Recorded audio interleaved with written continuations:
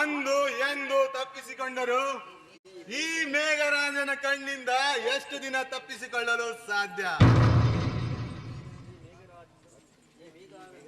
ಈ ಮೇಘರಾಜನ ಕಾಮಾಗ್ನಿಯ ಉರಿಗೆ ಸುಟ್ಟಿ ನಿನ್ನ ಶೀಲ ಬೂದಿಯಾಗುವುದು ಖಂಡಿತ.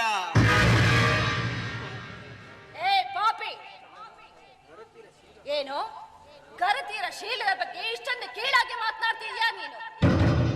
ಗರತಿಯರ ಬಗ್ಗೆ ಇನ್ನೊಂದು ಮಾತನಾಡ್ತೀಯ ಆದ್ರೆ ನಿನ್ನ ಕೈಗಳನ್ನೇ ಕತ್ತರಿಸಿಬಿಟ್ಟೇನೋ ಜೋಕೆ.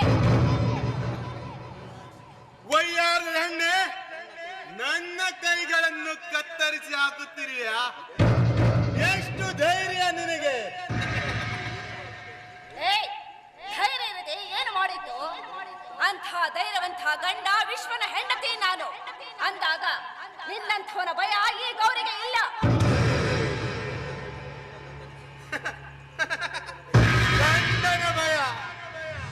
ಗಂಡನ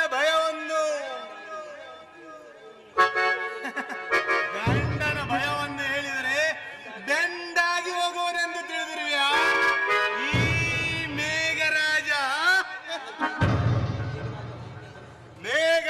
ಒಮ್ಮೆ ಮನಸ್ಸು ಮಾಡಿದರೆ ಗೌರಿ ನಿನ್ನ ಶೀಲ ಎಂಬ ಮಡಿಕೆಯನ್ನ ನನ್ನ ಕಾಮ ಎಂಬ ಗಣ್ಣೆ ಹೊಡೆದಕ್ಕೆ ಪುಡಿ ಪುಡಿ ಮಾಡಿ ಬಿಸಾಕದಿದ್ದರೆ ನನ್ನ ಹೆಸರು ಮೇಘರಾಜನೇ ಅಲ್ಲ.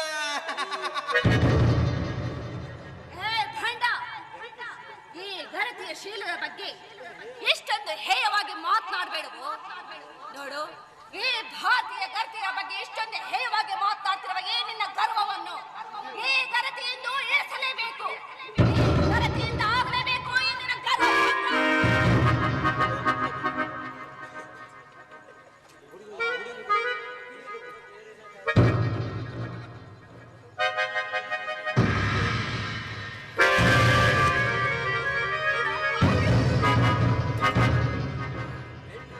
ಹೆಣ್ಣಾಗಿ ಈ ಮೇಘರಾಜನ ಗಂಡಸ್ತನಕ್ಕೆ ಸವಾಲಾಗ್ತೀಯಾ?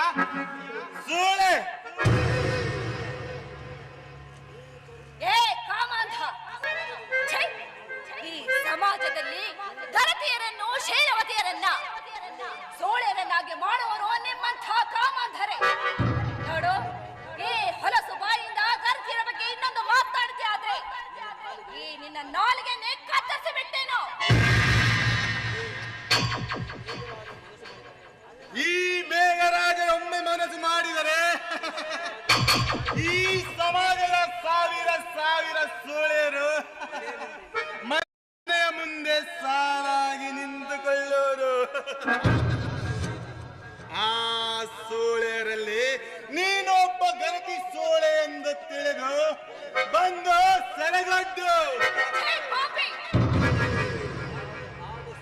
ಆಗ ಸುರಿಯುವುದು ನಿನ್ನ ನಗ್ನ ದೇಹದ ಮೇಲೆ ಕಾಮ ಎಂಬ ಮಳೆ.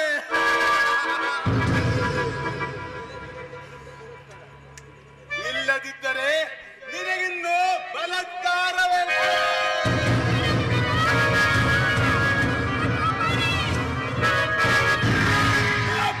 ಸೂಳೆ ಮಗನೇ, ಪರಸ್ತಿಯಾರೆಂದರೆ ನಿಮ್ಮ ಕಾಮಾಟದ ಗೊಂಬೆ ಎಂದು ತಿಳಿದುಕೊಂಡಿಯಾ?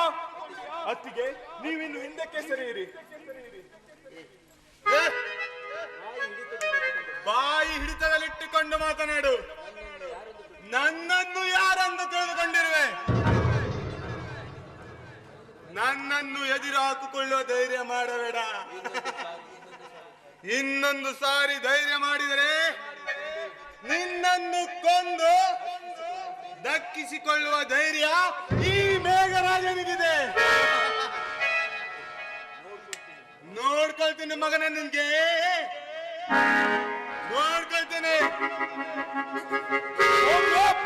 ಮಗನೇ, ಅಂತ ಕೆಲಸ ಮಾಡುವ ನಿಮಗೆಷ್ಟು ಧೈರ್ಯ ಇರಬೇಕಾದ್ರೆ ಪುಣ್ಯದ ಕೆಲಸ ಮಾಡುವ ನಮಗೆಷ್ಟು ಧೈರ್ಯ ಇರಬೇಕು.